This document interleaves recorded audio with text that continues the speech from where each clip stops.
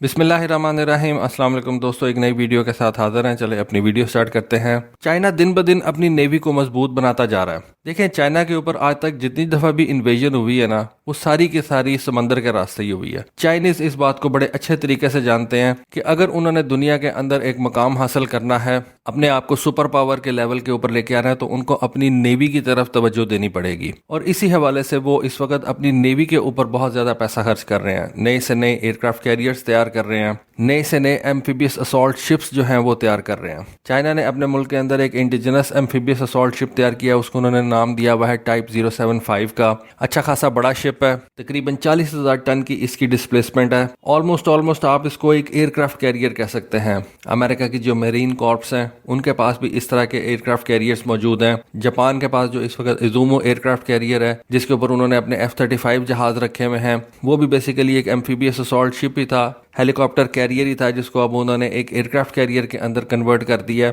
China के पास इस वक्त कोई F-35B जैसा जहाज नहीं है जो कि वर्टिकल टेक ऑफ और वर्टिकल लैंडिंग कर सके, वरना चाइना अपने इन एम्फीबियस असॉल्ट शिप्स के ऊपर या अपने इन अटैक हेलीकॉप्टर कैरियर्स के ऊपर जो है ऐसे जहाज भी रख सकता है। चाइना इस वक्त J-31 को तैयार तो जरूर कर रहा है, लेकिन अभी आई डोंट थिंक सो कि J-31 के अंदर ऐसी कैपेबिलिटीज हैं जिस तरह से F-35B के अंदर है कि आप उसको वर्टिकल टेक ऑफ भी करवा सकते हैं और वर्टिकल लैंडिंग भी करवा सकते हैं। अभी J-31 के ऊपर चाइना को वैसे ही जो है वो काफी ज्यादा टाइम लगेगा उसको ऑपरेशनल करते हुए, उसको प्रोडक्शन लाइन के ऊपर लेके आते हुए, और फिर उसको अपनी नेवल एविएशन के अंदर जो है वो कमीशन देते हुए। तो चाइना को अभी काफी ज्यादा काम करना है। लेकिन चाइना के ये जो एम्फीबियस असॉल्ट शिप्स हैं, इनको मैं चाइना का सबसे खतरनाक हथियार मानता हूँ। देखिए, चाइना का जो इस वक्त सबसे पहला मेन गोल है ना, वो ताइवान है कि उसने किसी भी तरीके से ताइवान के ऊपर अपनी गवर्नमेंट जो है वो लेके आनी है। ताइवान जो कि है बेसिकली चाइना का ही हिस्सा, लेकिन वहां पे बेसिकली दो गवर्नमेंट्स हैं। एक मेनलैंड चाइना के अंदर है जो कि कम्युनिस्ट गवर्नमेंट है, खैर अब वो कम्युनिस्ट तो नहीं रह गए हुए, बहुत ज्यादा जो है वो कैपिटलिस्ट हो गए हुए हैं।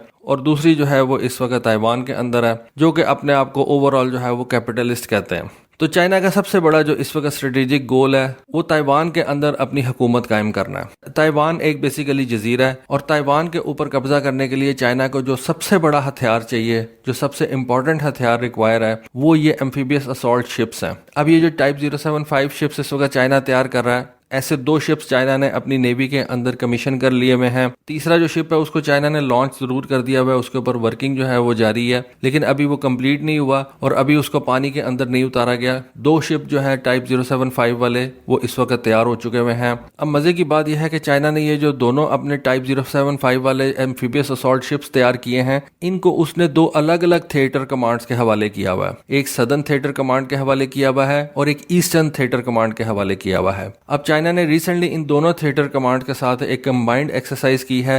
इन एक्सरसाइजेस के अंदर इन दोनों एम्फीबियस असॉल्ट शिप्स ने भी हिस्सा लिया है, और चाइना का कहना यह है कि इन दोनों शिप्स को हम मिला के एक dual amphibious assault ship group तैयार कर रहे हैं। यानी कि जैसा कि मैंने आपको बताया कि चाइना का प्लान ये है कि उन्होंने इस तरह के 8 जहाज तैयार करने हैं, तो वो इन जहाज़ों को 2-2 के ग्रुप्स के अंदर जो है वो लेके आएंगे और 2 शिप्स को मिला के एक ग्रुप जो है वो बनाएंगे। और इसी तरह से उन्होंने अब जो है ना वो एक्सरसाइजेज भी करना शुरू कर दी हैं। ये रिसेंटली उन्होंने एक्सरसाइजेज कंडक्ट की हैं साउथ चाइना सी के अंदर। एग्जैक्ट लोकेशन तो उन्होंने नहीं बताई, लेकिन उन्होंने बताया कि साउथ चाइना सी के अंदर हमने ये एक्सरसाइजेज की हैं। इन एक्सरसाइजेज के अंदर चाइना की मरीन कॉर्प्स जो है उसने हिस्सा लिया। चाइना अपनी मरीन कॉर्प्स को ओवर द ईयर जो है वो बढ़ाता चला जा रहा है। जिस तरह से अमेरिका की एक बहुत बड़ी मरीन कॉर्प्स है, ऑल्दो वो उसकी नेवी का ही हिस्सा है, लेकिन नेवी से अब वो एक अलग बड़ी जो है वो फोर्स बन गई हुई है। नेवी से बड़ी नहीं हुई, लेकिन अमेरिका की जो मेरीन फोर्स है ना, वो अब नेवी के मुकाबले पे एक बहुत बड़ी फोर्स बन चुकी हुई है। इसी तरह से चाइना जो है वो अपनी मेरीन फोर्स को भी तैयार कर रहा है, और अपनी मेरीन फोर्स के लिए उसने ये 8 एम्फीबियस असॉल्ट शिप्स जो हैं उनको तैयार करने का प्लान बनाया हुआ है। इन टाइप 075 एम्फीबियस असॉल्ट शिप्स के ऊपर चाइना 30 अटैक हेलीकॉप्टर्स हाउस कर सकता है। अब ये जो एक्सरसाइजेज कंडक्ट की गई हैं, अब इन एक्सरसाइजेज के अंदर चाइना ने अपने इन एम्फीबियस असॉल्ट शिप्स के ऊपर से type 726 air cushion landing craft जो है उनको लॉन्च किया। ये जो एयर कुशन लैंडिंग क्राफ्ट होते हैं ना, इनके ऊपर आप अपने फौजियों को ट्रांसपोर्ट करते हैं और आप अपने फौजी जो है उनको दुश्मन की टेरिटरी के ऊपर जाके उतार देते हैं। उसके अलावा इन एम्फीबियस असॉल्ट शिप्स के ऊपर से बड़े बड़े हेलीकॉप्टर्स जो हैं वो भी ट्रांसपोर्ट का काम करते हैं। ट्रूप्स की ट्रांसपोर्टेशन के लिए चाइनीज नेवी के पास इस वक्त Z-18 हेलीकॉप्टर्स मौजूद हैं। ये काफ़ी बड़े हेलीकॉप्टर्स हैं और चाइना इनको मुख्तलिफ मकासद के लिए इस्तेमाल करता है। एंटी सबमरीन वॉरफेयर के लिए भी इस्तेमाल किए जाते हैं। एयरक्राफ्ट कैरियर के ऊपर भी इनको रखा जाता है, रडार के साथ इक्विप किया जाता है। लेकिन इन हेलीकॉप्टर्स के जरिए से चाइना ट्रूप्स ट्रांसपोर्ट भी कर सकता है। तो सबसे पहले तो इन एक्सरसाइजेज के अंदर ये जो एयर कुशन लैंडिंग क्राफ्ट से इनके ऊपर से अपने ट्रूप्स को जो है वो दुश्मन की टेरिटरी के ऊपर जो है वो भेजा गया। फिर इन Z-18 हेलीकॉप्टर के जरिए से ट्रांसपोर्ट किया गया ट्रूप्स को।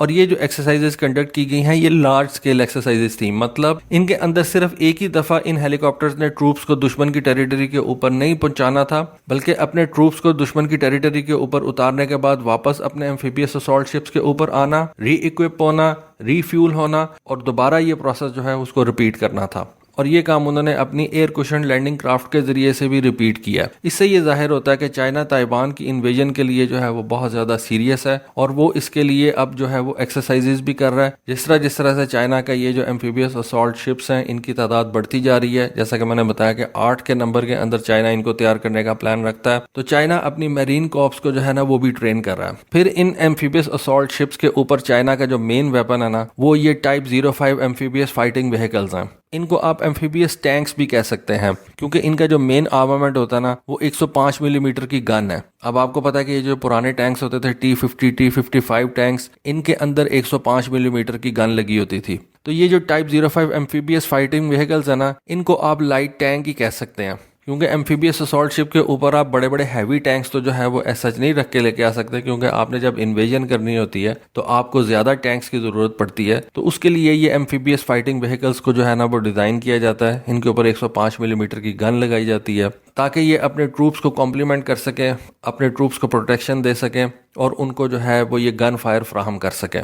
तो चाइना जो है ना वो अब अपने मुख्तलिफ थिएटर कमांड से ये शिप्स भेज रहा है और उनकी आपस में जो एक्सरसाइजेज हैं, कंबाइंड एक्सरसाइजेज हैं, उनको कंडक्ट करवा रहा है क्योंकि ये जो चाइना के ईस्टर्न बॉर्डर के ऊपर जितनी भी कमांड्स हैं ना उनका मेन मकसद और टारगेट तो एक ही है, ताइवान। तो इसी वजह से चाइना जो है ना अभी इन एक्सरसाइजेज के ऊपर तवज्जो दे रहा है। तो दोस्तों ये थी आज की वीडियो, ये थी आज की इन्फॉर्मेशन। होपफुली आपको आज की वीडियो और इन्फॉर्मेशन पसंद आई होगी। कमेंट सेक्शन में अपनी राय से ज़रूर आगाह कीजिएगा। आज के लिए बस इतना ही। Thank you. अल्लाह हाफिज़।